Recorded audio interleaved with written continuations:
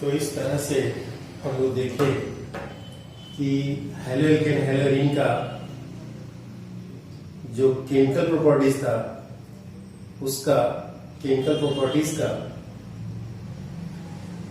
First part खत्म हो गया, एसएन रिएक्शन और न्यूक्लियोफिलिक सब्स्टिट्यूशन रिएक्शन। अब स्टार्ट होता है हमारा एलिमिनेशन रिएक्शन, यानी chemical properties of haloalkanes part two. Part two मतलब कि केमिकल रिएक्शंस का सेकंड नंबर, यानी लिखते हम लोग सेकंड नंबर ये आता है आपका एलिमिनेशन रिएक्शन। एलिमिनेशन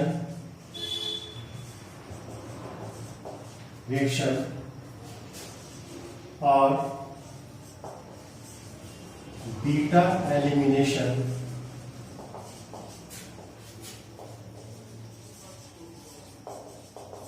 रिएक्शन और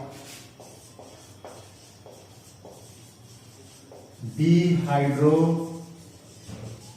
हैलोजिनेशन, ये है हमारा एल्काइल हैलाइड्स का केमिकल प्रॉपर्टीज। तो एक चीज तो हम लोग जान लें कि एलिमिनेशन रिएक्शन जो एल्काइल हैलाइड का होता है वो क्या है कि सिंगल बॉन्डेड कंपाउंड का रिएक्शन है और वो डबल बॉन्ड में कन्वर्ट हो जाता है। तो एलिमिनेशन रिएक्शन लिखते हैं हम लोग कि single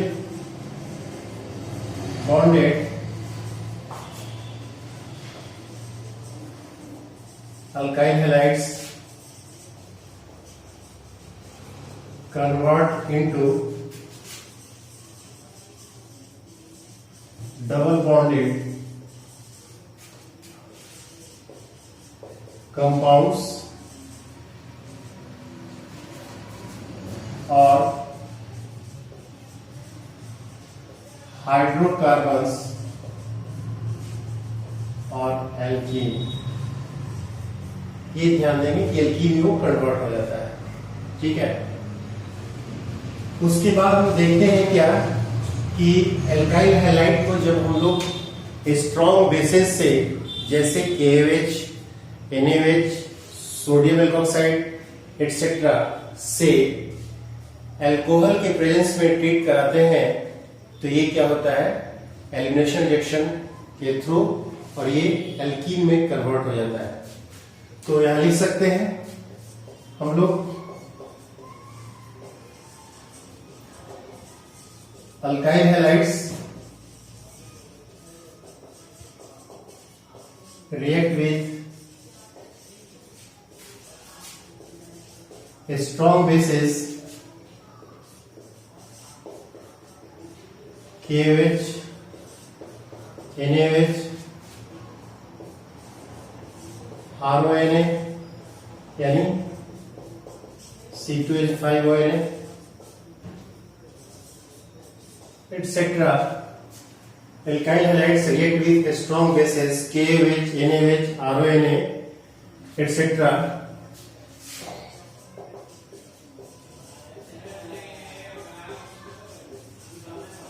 in the presence of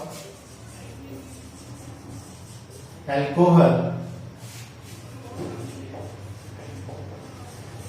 to yield alkene under elimination reaction। ये हमारा ठीक है।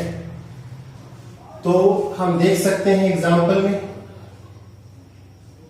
कि कोई भी एल्काइल हैलाइड को यदि हम NaOH के साथ in the presence of ethyl alcohol ये और अल्कोहल में ट्रीट कराते हैं तो ये क्या होता है एल्कीन में प्लस NaCl प्लस H2O में कन्वर्ट होता है। लेकिन इतना मात्र बता देने से फिर ये समस्या आन खड़ी होती है कि भाई तो हम इसको याद कैसे रखेंगे, याद रखना पड़ेगा, ये भी याद रखना पड़ेगा, एलिमिनेशन रिएक्शन ऐसा होता है। तो ठीक है, हम एग्जांपल दिए और एलिमिनेशन रिएक्शन के बारे में थोड़ा सा हम लोग जान लेते हैं। तो होता क्या है कि जनरली जो हम लोग देखते हैं डिहाइड्रोहैलोजिनेशन, ठीक है, डिहाइड्रोहैलोजिनेशन, डिहाइड्रेशन। डिहाइड्रोहैलोजिनेशन में क्या होगा कि यहां से HX बाहर निकलता है। डिहाइड्रेशन में क्या होता है, H2O बाहर निकलता है। और डिहैलोजिनेशन में हैलोजन बाहर निकलेगा और डिहाइड्रोजिनेशन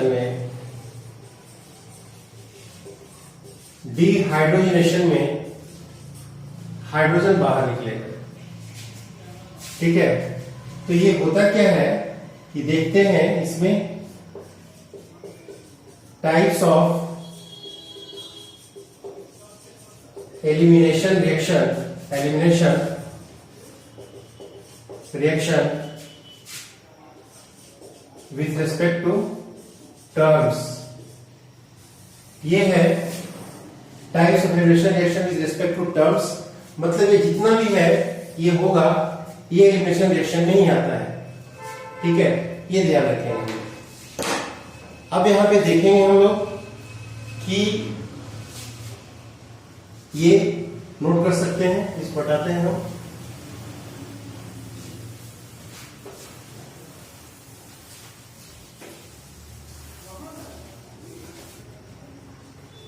ठीक है,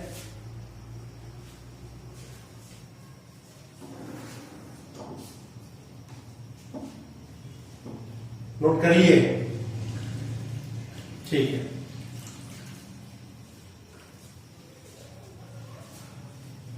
तो जितना भी हम लोग देखते हैं, डिहाइड्रेशन है, डिहाइड्रोहैलोजिनेशन है या डिहाइड्रोजिनेशन है, ये सब के सब एलिमिनेशन रिएक्शन में होता है। ठीक है, ये ध्यान रखेंगे। अब होता क्या है कि एलिमिनेशन रिएक्शन में कितने तरह का क्लासिफिकेशन ऑफ एलिमिनेशन रिएक्शन हम देखते हैं, क्या क्या होता है। ये ठीक उसी तरह से जैसे कि एसएन रिएक्शन हम लोग देखे थे न्यूक्लियोफिलिक सब्स्टिट्यूशन रिएक्शन के लिए, उसी तरह से ये क्या होगा, एलिमिनेशन रिएक्शन भी होगा हमारा। ठीक है, ये हो गया। तो हम यहां देख सकते हैं कि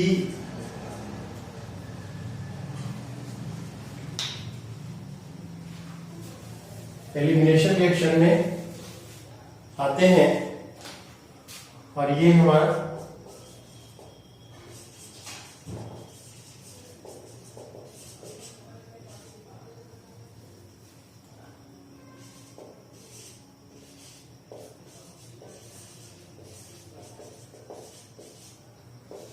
एलिमिनेशन रिएक्शन में दो तरह का यहां भी एलिमिनेशन रिएक्शन होगा, जिसको कि फर्स्ट में लोग बोल सकते हैं इवन रिएक्शन, यानी बोल सकते हैं एलिमिनेशन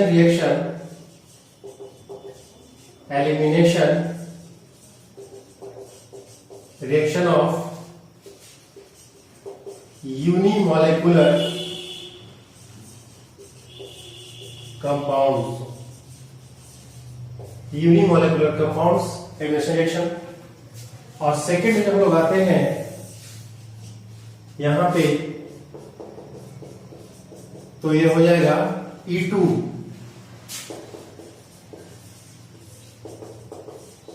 रिएक्शन, यानी ये जो होगा elimination reaction of bimolecular compounds, elimination reaction of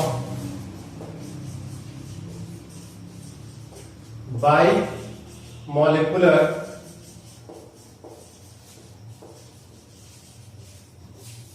compounds. ठीक है, ये ध्यान रखेंगे हम लोग। अब इसको हटाते हैं यहां से।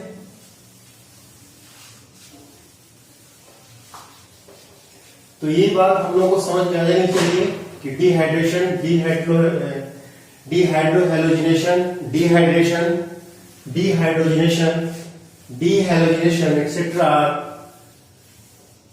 Also the elimination reaction. ये सब एलिमिनेशन रिएक्शन है। अब यहां पे हम लोग देखते हैं इसके बारे में।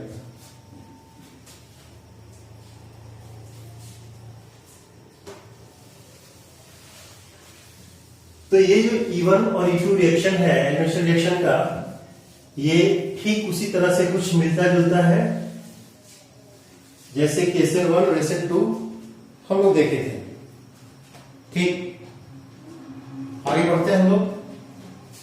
तो फर्स्ट वाला हेडिंग लीजिएगा, कौन सा? E1 reaction. ठीक है,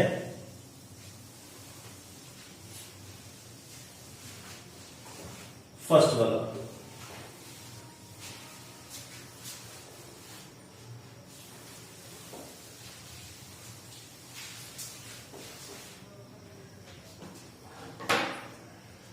फर्स्ट वाला E1 reaction.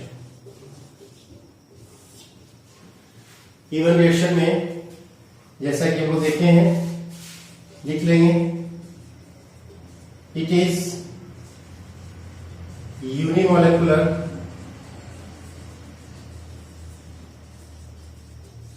Reaction because it depends upon substrate only. ये सिर्फ सबस्ट्रेट पे डिपेंड करता है, तो कह सकते हैं दैट इज रेट जो होगा ये डिपेंड करेगा सिर्फ सबस्ट्रेट पे। ठीक है, तो इसका जो मैकेनिज्म है और हम लोग देख लेते हैं पहले। इसका जो मैकेनिज्म है वो 2 स्टेप में जाता है। जैसे कि एग्जाम्पल हम लोग देख सकते हैं, ये CH3 यानी टर्शियरी ब्यूटाइल क्लोराइड को जब हम C2H5ONA यानी सोडियम इथॉक्साइड के साथ in the presence of alcohol में जनरली क्या होता है कि इथाइल अल्कोहल हम लोग लिया करते हैं कैटलिस्ट के रूप में। क्या तो इथाइल अल्कोहल को जब हम ट्रीट करवाते हैं तो ये क्या होता है, ये ऐसे, ये आइसोब्यूटाइलिन प्लस C2H5OH यानी ethyl alcohol plus sodium chloride बनता हुआ दिखाई देता है। ठीक है, ये ध्यान देंगे। E1 reaction is a unimolecular reaction because it depends upon substrate only. यानी जो डिपेंड करेगा इसका क्या चीज, रेट ऑफ रिएक्शन इसका डिपेंड करेगा। यानी रेट जो होता है सबस्ट्रेट के डायरेक्टली प्रोपोर्शनल। ये केमिकल काइनेटिक्स में हम लोगों को ये टर्म्स पढ़ना भी है, इसके बारे में जानना भी है। यानी रेट जो होता है वो सिर्फ और सिर्फ किसके ऊपर, सबस्ट्रेट के ऊपर डिपेंड करेगा। ठीक है, एक चीज। तो इतना जानने के बाद हमको अब इसके मैकेनिज्म के बारे में भी जानना होगा, अन्यथा हमको समझ में नहीं भी आ सकता है, क्योंकि इसका मैकेनिज्म बहुत ही जरूरी है समझना। ध्यान दीजिएगा। ठीक है, इसको हटाए हम।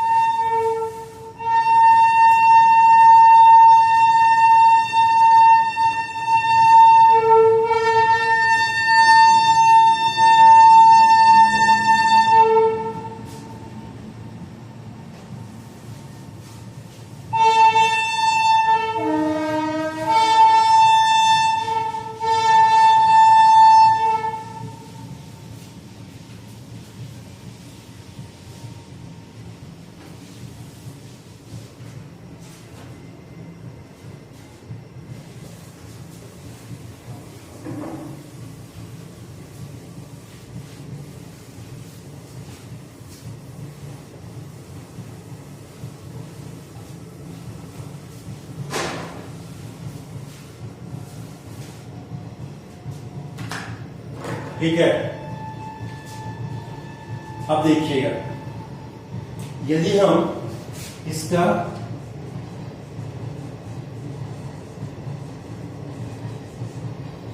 मैकेनिज्म देखें तो लिख सकते हैं इट कंप्लीट्स इन 2 स्टेप्स। ध्यान दीजिएगा, स्टेप फर्स्ट जो है ये है हमारा फॉर्मेशन ऑफ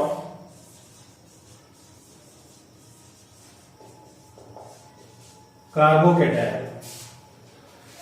तो यहां हम लोग देखते हैं C2H5ONA, इसके में अल्कोहल तो ऐसे रहता है कैटलिस्ट में, तो ये क्या होता है कि C2H5O negative plus Na positive में डिसोसिएट होगा। ठीक, अब हम लेते हैं उस कंपाउंड को यानी सबस्ट्रेट को, टर्शियरी ब्यूटाइल क्लोराइड। आप लोग जानते होंगे इसको, है ना। तो टर्शियरी ब्यूटाइल क्लोराइड से हमको ये क्या होगा, कार्बोकेटायन के रूप में ये हमको डिसोसिएट होता हुआ दिखाई देगा। ठीक है, तो ये कार्बोकेटायन जब हमको दिखाई देगा तो इसको हटाते हैं यहां से हम।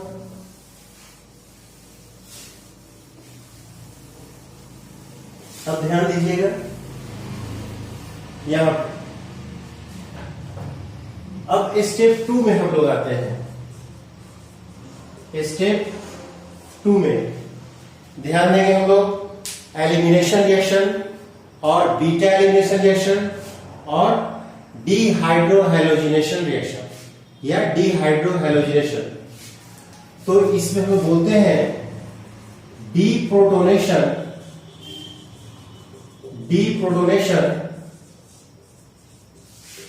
takes place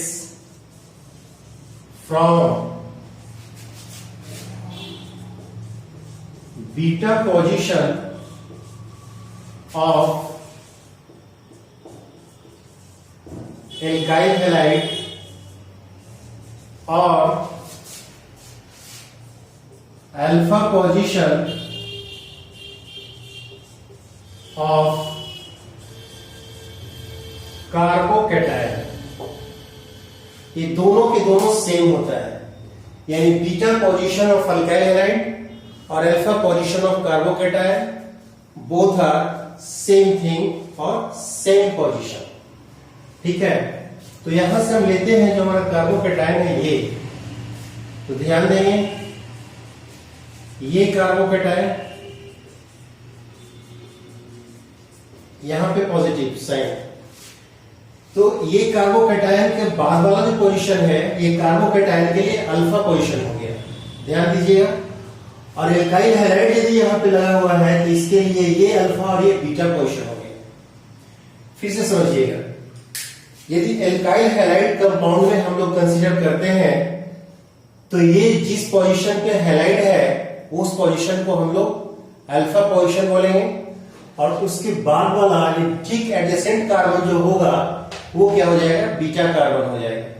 तो इस ख्याल से हम लोग देखते हैं ये अल्फा तो ये बीटा, ये बीटा, ये बीटा, तीनों का सिग्निफिकेंस सेम सिग्निफिकेंस होने की वजह से तीनों के तीनों हम लोग इसको बीटा पोजीशन बोल सकते हैं। और ठीक यहां जब कार्बोकेटायन ये बना तो कार्बोकेटायन जिस पोजीशन पे है, जिस कार्बन पोजीशन पे है, उसके बाद वाले को हम लोग क्या बोलेंगे, अल्फा पोजीशन बोलेंगे। तो इसलिए दोनों का जिसको कंसीडर करना है कर सकते हैं। तो deprotonation takes place from beta position of alkyl halide और अल्फा पोजीशन ऑफ कार्बोकेटायन। तो दोनों ही चीज में हम देखते हैं तो कहता है क्या कि ये पोजीशन जो होता है कार्बोकेटायन के लिए अल्फा हो गया, या फिर इसके लिए कहता है क्या हो गया, ये अल्फा और ये बीटा हो गया, बात बराबर। तो यहां पे जो CH3 दिखाई दे रहा है इसको हम क्या करें, CH3 को CH2 और H ऐसे लिख सकते हैं, ब्लैक पेन से लिखते हैं हम इसको। यदि हम इसको CH2OH लिखें तो एक कहीं भी कर सकते हैं, यहां भी कर सकते हैं, यहां भी कर सकते हैं, यहां भी कर सकते हैं, क्योंकि सभी पोजीशन क्या है हमारा अल्फा पोजीशन ही है, सारा पोजीशन अल्फा पोजीशन है, ये अल्फा ये अल्फा। उसी तरह से इस पे देखते हैं तो ये बीटा और ये बीटा, यानी ये सभी के सभी हमारा क्या है, ये बीटा पोजीशन होगा। ठीक, तो यहां से जब ये हाइड्रोजन बाहर निकलेगा प्रोटॉन के रूप में, तो आपको भी पता होगा कि जब प्रोटॉन के रूप में बाहर निकलेगा तो H पॉजिटिव के रूप में बाहर निकलेगा, यानी अपना इलेक्ट्रॉन छोड़ करके बाहर निकलेगा और तब ये बॉन्ड हमारा शिफ्ट होगा यहां पे। तो उसके बाद हम देखते हैं कि ये ऐसे, ये वाला कार्बन, फिर आते हैं तो ये C, ये वाला कार्बन, और ऊपर में आते हैं तो ये CH2 यहां पे, और ये कहता है CH3 यहां पे, प्लस H पॉजिटिव हमारा निकलता हुआ बाहर में दिखाई देता है, यानी प्रोटॉन के रूप में। अब सवाल आता है कि प्रोटॉन के रूप में बाहर कैसे निकलता है, क्यों निकलता है? जो लोग एकदम ही नहीं जानते हैं उन लोगों के लिए स्वाभाविक है कि जब इसके मीडियम में बेस है तो वो क्या करेगा कि प्रोटॉन को बाहर निकालना चाहेगा, क्योंकि बेस का ये बेस जो होता है वो क्या होता है, प्रोटॉन एक्सेप्टर होता है। बेस जो होता है वो क्या होता है, प्रोटॉन एक्सेप्टर होता है। तो स्वाभाविक है कि ये जो दिखाई दे रहा है हमारा, ये क्या है, बेस है, और ये बेस प्रोटॉन एक्सेप्टर होगा।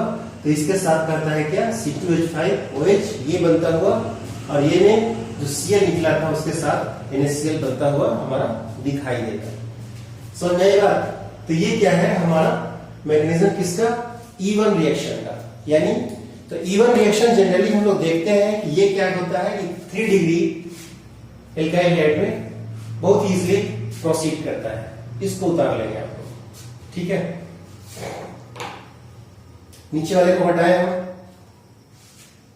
ब्लू वाला पार्ट,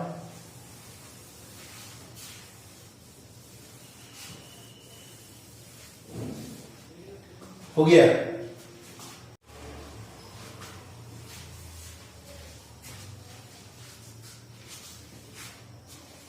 ठीक, तो ये हमारा हो गया मैग्नीशियम किसका, E1 रिएक्शन का, ठीक है। हालांकि ये सब 11th में लोग पढ़ना है, इसको हटाते हैं हम।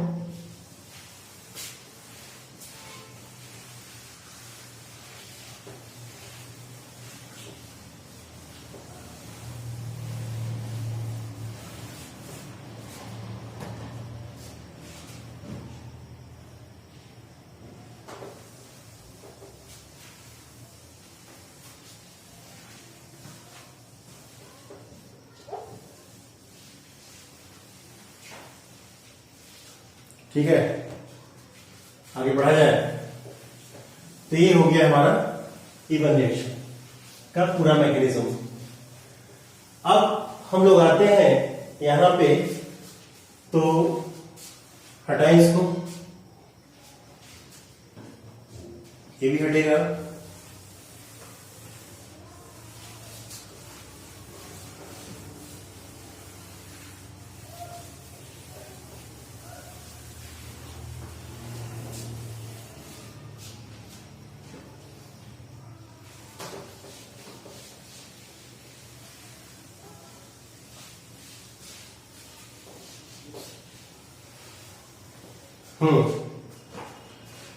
तो यहां हम लोग आएंगे। अब हमारे पास सेकंड आता है, इसका सेकंड वाला E2 रिएक्शन, ठीक है। इसको लिख सकते हैं, इट इज बाइमॉलिक्यूलर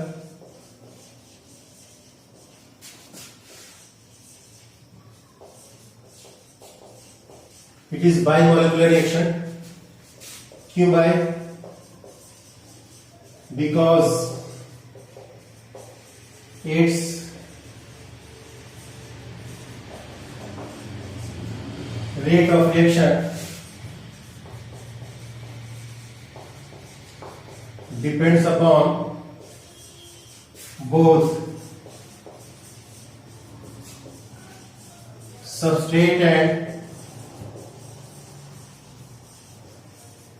रिएजेंट बोल सकते हैं, दैट इज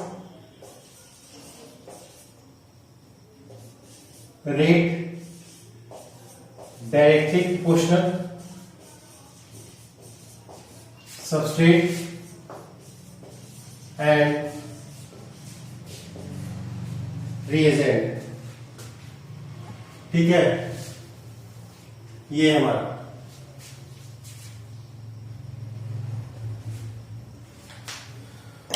ठीक। तो बोल सकते हैं हम लोग कि it follows second order reaction. इस सेकेंड ऑर्डर रिएक्शन को फॉलो करता है जैसा कि हम लोग SN2 में देखे थे। ठीक है, एग्जाम्पल में देख सकते हैं हम लोग क्या चीज, ethyl chloride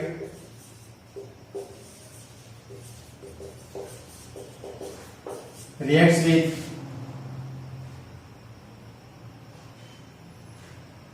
alcoholic NaOH to give ethene. कैसे भाई, देखिएगा, जैसे ये हमारा इथाइल क्लोराइड, यहां पे NaOH और यहां पे एल्कोहल। ठीक है, तो ये क्या होगा, CH2 CH2 double bond CH2 double bond CH2 plus NaCl plus H2 हमारा निकलता हुआ दिखाई देगा। ठीक है, तो इसका मैकेनिज्म हम लोग देख सकते हैं। इसका मैकेनिज्म हम लोग देख सकते हैं, बोलता है क्या, it completes in one step only. ध्यान रखेंगे, जैसे कि SN2 रिएक्शन हम लोग देखते थे कि सिर्फ ट्रांजिशन स्टेट होता है, उसी तरह से यहां भी कुछ होता हुआ हमको दिखाई देगा। जैसे कि देखिएगा, यहां जो हम लोग देख रहे हैं, तो ये क्या है, NaOH है और यहां पे क्या है, एल्कोहल है। ठीक है, स्वाभाविक है, कहता है Na positive plus OH negative में टूटेगा, है ना। और यहां पे जो हम लोग देख रहे हैं, तो यहां क्या है, कुछ इस तरह से है आपका, ये Cl, ये H, ये H, ये H, ये H और ये H। ठीक, तो ये पोजीशन आपका अल्फा पोजीशन, ये जो पोजीशन है आपका, ये अल्फा पोजीशन और ये बीटा पोजीशन, है ना। समझ आ रहा है। तो होगा क्या कि हम लोग मैग्नीशियम के मेन पार्ट में जब आते हैं, तो देखते हैं क्या कि ये जो OH है निगेटिव, वो ठीक अपोजिट साइड से इसमें आएगा। कैसे भाई, तो ये देखेंगे हम लोग H, ये देखेंगे H, ये H और ये Cl निगेटिव यहां से निकलता हुआ, और ये H, ये OH इसको निकालता हुआ दिखाई देगा। यानी ये जो है हमारा, ये क्या है, ट्रांजिशन स्टेट्स, यानी TS है हमारा ये ट्रांजिशन स्टेट्स। तो साफ हम देखते हैं कि यहां से क्या है कि ये बिल्कुल बाहर निकलता हुआ दिखाई दे रहा है, यहां से ये बाहर निकलता हुआ दिखाई दे रहा है। ठीक है, तो यहां पे क्या है कि हाइड्रोजन जो है ये प्रोटॉन के रूप में बाहर निकलेगा, यानी अपना इलेक्ट्रॉन छोड़ करके बाहर निकलेगा। तो उसी तरह से जब हम इस बॉन्ड को देखते हैं तो ये बॉन्ड बोलता है क्या कि ये बॉन्ड सीधा का सीधा शिफ्ट कर जाएगा कहां पे, यहां पे। आप इसको यहां से भी दिखा सकते हैं, कोई दिक्कत नहीं, यहां से दिखा सकते हैं, मतलब यहां शिफ्ट करता हुआ दिखाई देगा। जिसके बाद कि हमको कंपाउंड बनता हुआ जो दिखाई दे रहा है वो कुछ इस तरह से, ये H, ये डबल बॉन्ड, ये H और ये H2O बाहर और प्लस Cl नेगेटिव। तो ये समझने में हमें जरा भी दिक्कत नहीं हो रही है कि ये क्लोरीन और ये सोडियम मिलकर के सोडियम क्लोराइड बनाएगा, जबकि H2O हमारा ऑलरेडी तैयार है। ठीक है, ये ध्यान रखेंगे हम। ये हमेशा ध्यान रखेंगे कि मैकेनिज्म को जितना ही अच्छे से आप लोग समझेंगे उतना ही स्ट्रांग आपका क्या होगा, थिंकिंग लेवल होगा ऑर्गेनिक के प्रति, और उतना ही फास्ट आपका क्वेश्चन बनेगा। हमेशा ध्यान रखिए। ठीक है, ये हमारा तो ये मैकेनिज्म हुआ। यहां पे देख लिए हम लोग, कोई दिक्कत नहीं, यहां तक आ गए।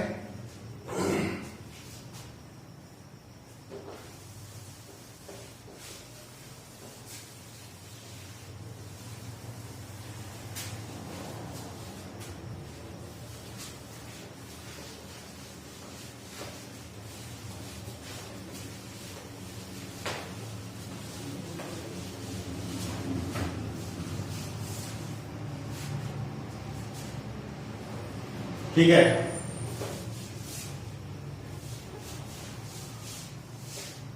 आ गए यहां।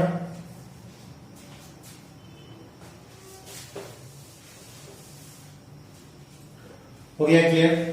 अब देखिएगा, कुछ चीज हम लोग इसमें लिख लेंगे। लिखेंगे क्या, some notable points, some notable points about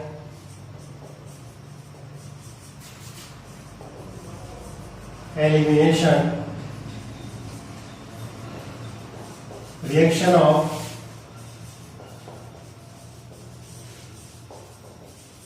alkyl halide।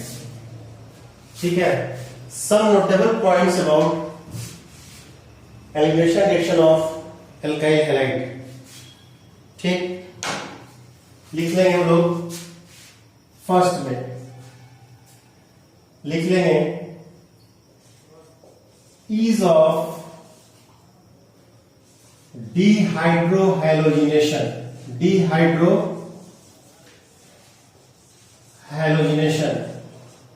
ये सनद रहे, याद रहे कि डिहाइड्रोहैलोजिनेशन रिएक्शन हम लोग elimination reaction of alkyl halide को ही बोलते हैं।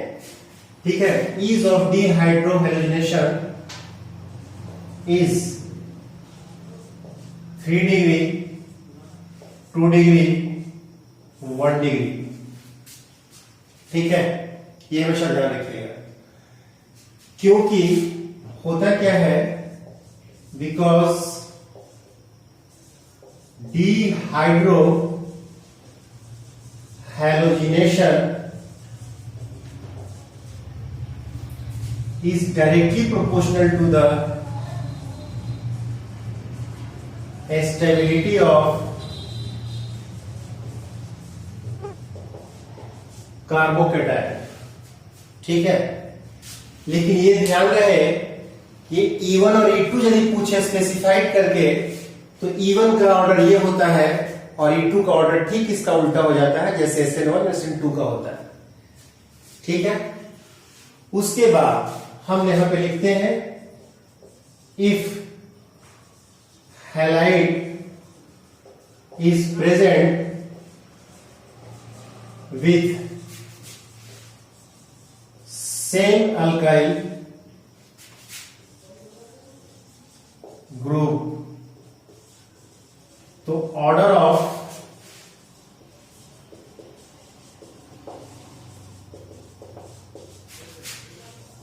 elimination reaction is हो जाएगा आयोडीन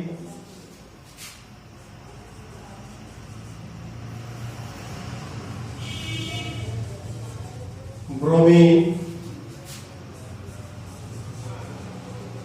क्लोरीन एंड फ्लोरीन। हालांकि इस तीन का ही यूज हमको सबसे ज्यादा होता है, इसका नहीं के बराबर। इसको हटाते हैं। समझ में आई बात? तो एलिमिनेशन रिएक्शन के लिए इतना हम लोग बोल सकते हैं। और नट शेल में डिहाइड्रोहैलोजिनेशन कैसे होगा वो भी हम लोग देख सकते हैं। यानी दैट इज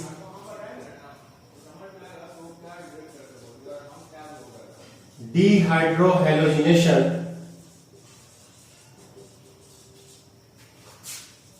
इज, जैसे देखिएगा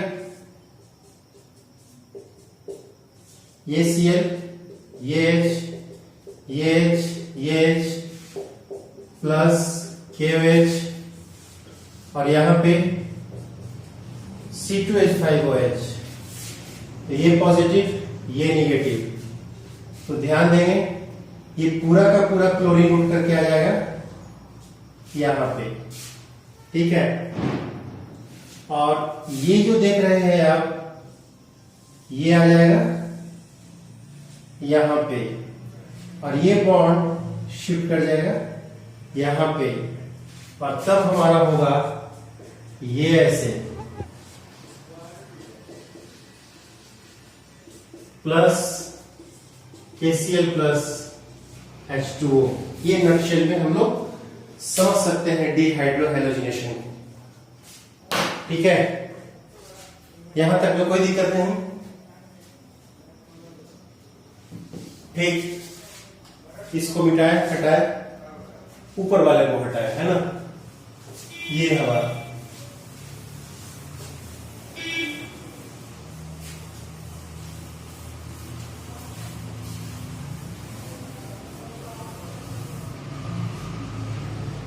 अब देखिएगा एलिमिनेशन रिएक्शन में ही आता है हमारा सेट-जेफ रूल।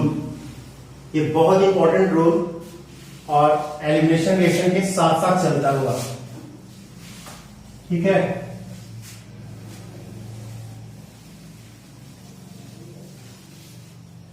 एलिमिनेशन रिएक्शन के साथ साथ चलता हुआ सेट-जेफ रूल। देखिएगा आपको क्या होता है।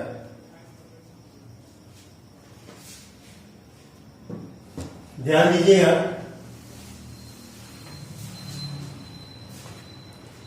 लिखेंगे हम लोग set-Jeff rule, SAYTZEFF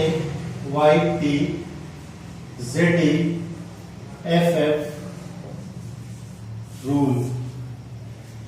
set-Jeff rule में हम लोग आते हैं, देखते हैं क्या कि यदि मान ली जाए किसी भी अल्काइल हैलाइड का ऐसा पॉसिबिलिटीज दिखाई दे कि एक से अधिक एल्कीन बने, तो उसके लिए हम लोगों को क्या करना होता है ये हम लोग देखते हैं, ठीक है। इसको भी हटाते हैं।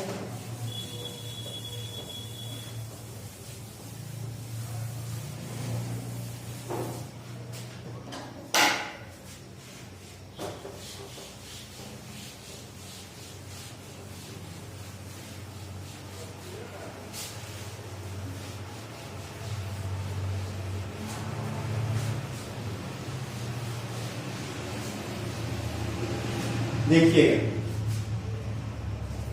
लिख लीजिएगा सेट-जेफ रूल में if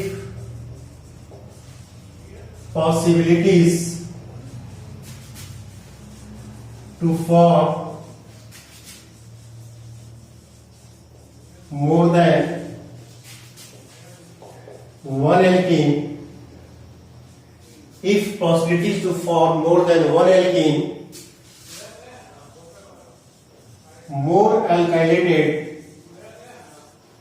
more alkylated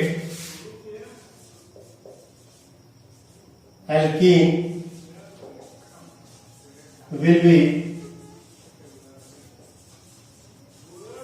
more stable.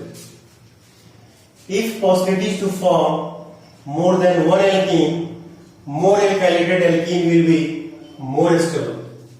हो गया?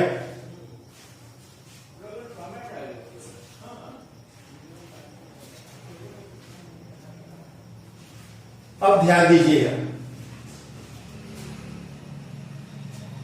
more stable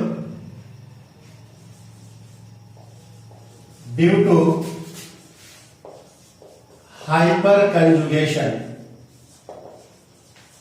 due to hyperconjugation. ठीक है, ये हाइपरकंजुगेशन क्या होता है ये हम लोग 11th में पढ़ना था बहुत अच्छी तरह से, लेकिन यहां पे जितना जरूरत होगा उतना मैं आप लोगों को जरूर ब्रीफ कर दूंगा। देखिएगा, एग्जाम्पल के तौर पे हम लोग देखते हैं क्या कि CH3, CH2, ये Cl और ये CH3 यानी 2-chlorobutain को जब हम लोग सोडियम इथॉक्साइड के साथ ट्रीट करवाते हैं in the presence of ethyl alcohol, तो यहां पे क्या है कि 2 एल्कीन बनता हुआ हमको दिखाई देगा। CH3, CH2 डबल बॉन्ड, ये CH2, और दूसरा दिखाई देगा CH3, ये डबल बॉन्ड और ये CH3। ठीक, तो ध्यान देंगे हमने लिखा है more alkylated alkene will be more stable. यहां पे पॉसिबिलिटीज था 2 एल्कीन बनने का। क्यों भाई? तो यहां पे हमने देखा कि ये जो है अल्फा पोजीशन और बीटा पोजीशन, और ये बीटा पोजीशन किसका? कार्बन का। तो स्वाभाविक है कि यदि मान लिया जाए यहां से एक हाइड्रोजन, ये 3 है ना, इस 3 को हम क्या करते हैं? 2 करते हैं, इसको 2 करके और यहाँ पे एक H लगाते हैं, इसको ऐसे करके यहाँ H लगाते हैं, इससे कोई फर्क तो पड़ा नहीं। तो अब हम क्या करते हैं कि यहां से निकलता हुआ ये जो हाइड्रोजन है जब ये निकलेगा, जब यहाँ पे कार्बोकेटायन बनेगा क्लोरीन के निकलने के बाद, उसके बाद वाले पोजीशन से ये जब बाहर निकलेगा तब ये बॉन्ड शिफ्ट करेगा यहाँ और डबल बॉन्ड बनेगा यहाँ। ठीक, सिमिलरली ये बॉन्ड यदि ये प्रोटॉन को बाहर निकालते हैं तो ये बॉन्ड शिफ्ट करेगा यहाँ पे और डबल बॉन्ड बनेगा यहाँ पे। ठीक, बिल्कुल क्लियर दिखाई दे रहा है। तो हम लोग ऐसे आपके सुविधा के लिए इसको 1 लिखते हैं और इसको 2 लिखते हैं। तो ये हमारा यहाँ पे क्या है, ये 1 और ये 2 को हम यहाँ देते हैं, ये 1 और ये क्या होता है 2 वाला पार्ट ये। ठीक है, तो इस तरह से देखते हैं, क्या समझने का प्रयास करते हैं 2 तरीके से। एक तरीका क्या है, यहाँ पे देखते हैं more alkylated alkene will be more stable. तो दोनों एल्कीन दिखाई दे रहा है, इस एल्कीन के इस तरफ सिर्फ एल्काइल, जबकि इस एल्कीन के दोनों तरफ एल्काइल दिखाई दे रहा है। तो ज्यादा एल्काइलेटेड कौन हुआ? ये हुआ, क्योंकि इस एल्कीन के डबल बॉन्डेड कार्बन के दोनों तरफ एल्काइल है, जब किसके तरफ एक एल्काइल है। तो ये तो सिर्फ रटने वाली बात हो गई, और इसमें कहीं हम लोग धोखा में भी पढ़ सकते हैं, क्योंकि डेंजर हो सकता है मेरे लिए, क्योंकि क्वेश्चन गलत हो सकता है या समझ में नहीं आए। तो सबसे अच्छा तरीका क्या है हाइपर कंजुगेशन को समझने का। तो हाइपर कंजुगेशन क्या होता है कि कहता है क्या कि किसी भी एल्कीन में नंबर ऑफ अल्फा हाइड्रोजन जितना ही ज्यादा होगा उसमें उतना ही ज्यादा हाइपर कंजुगेशन होगा, और हाइपर कंजुगेशन जो होता है वो डायरेक्टली प्रोपोर्शनल होता है एल्कीन के स्टेबिलिटी का। ठीक, ये ध्यान दीजिएगा। तो उस तरह से जब हम देखते हैं तो इस डबल बॉन्ड के बाद अल्फा कार्बन, ये इस डबल बॉन्डेड के बाद ये अल्फा कार्बन और ये अल्फा कार्बन। ठीक है, उसके अकॉर्डिंगली हम लोग देखते हैं क्या, इसमें नंबर ऑफ अल्फा हाइड्रोजन कितना है? ओनली 2। इसमें नंबर ऑफ अल्फा हाइड्रोजन कितना है? 3 और 3 6 अल्फा हाइड्रोजन है। ठीक है, तो ये हमारे पास क्या है, ये हमारे पास देखते हैं तो ये मेजर प्रोडक्ट होता है, जबकि ये हमारा क्या होगा? माइनर प्रोडक्ट होगा। ठीक, इसी की वजह से major in the sense stable ज्यादा। तो यहां लिखते हैं क्या? हाइपर कंजुगेशन, इसको ऐसे लिखते हैं more alpha hydrogen more will be hyperconjugation, more will be hyperconjugation, more will be hyperconjugation and more stability stability of alkane. ठीक है, ये ध्यान देंगे। More alpha hydrogen, more hyperconjugation and more stability of alkane, ये हम लोगों ने देखा, यहां पे दिखाई दिया। इसलिए ये हमारा हो जाएगा क्या चीज, मेजर हो जाएगा। अब ध्यान दीजिएगा, यहां हम लोग देखते हैं क्या एक चीज और कि बोलता है क्या,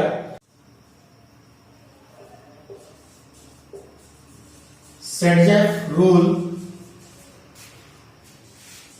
also provide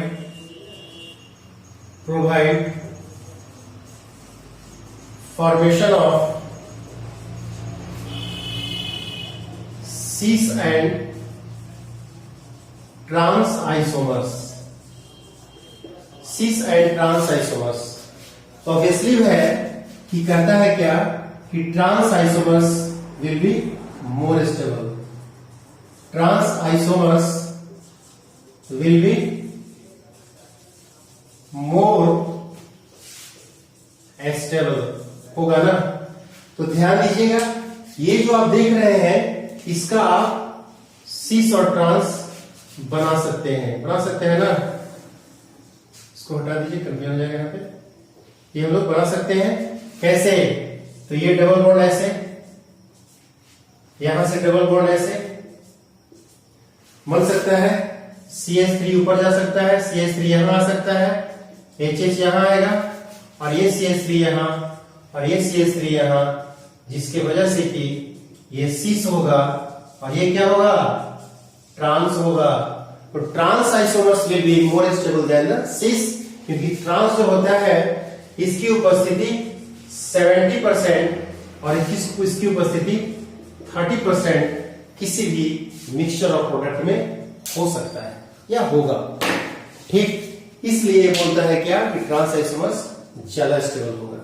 ठीक है, तो ये हम लोगों ने देखा, ये हमारा पूरा का पूरा समाप्त हुआ एलिमिनेशन रिएक्शन और डिहाइड्रोहाइड्रोजनेशन ऑफ क्या चीज, एल्काइल हैलाइड। इसमें बहुत सारा एग्जाम्पल भी हो सकता है, एग्जाम्पल आप लोग को क्वेश्चन वगैरह जो होगा उसको हम करवा देंगे। इसके बाद वाले लेक्चर में हम लोग देखेंगे कि क्या उसमें होता है क्वेश्चन सब, एक बार ध्यान रखेंगे। इसके बाद जब भी हम लोग स्टार्ट करेंगे अगला क्लास, तो अगले क्लास में हमारा क्या होगा, क्वेश्चन से ये स्टार्ट होगा, किसके, एलिमिनेशन रिएक्शन के क्वेश्चन से ये स्टार्ट होगा नेक्स्ट वीडियो, ध्यान रखिएगा। और जो भी क्वेश्चन आपके एनसीईआरटी में है या भी कहीं होगा वो भी हम आपको करवा देंगे इसी के साथ। और इसका कुछ और भी एग्जाम्पल एलिमिनेशन रिएक्शन का हो सकता है तो वो होगा, मैं बता दूंगा। और उसके बाद फिर रिएक्शन विथ मेटल्स, और तब फिर हमारा हैलोजन स्टार्ट होगा। ठीक है, ये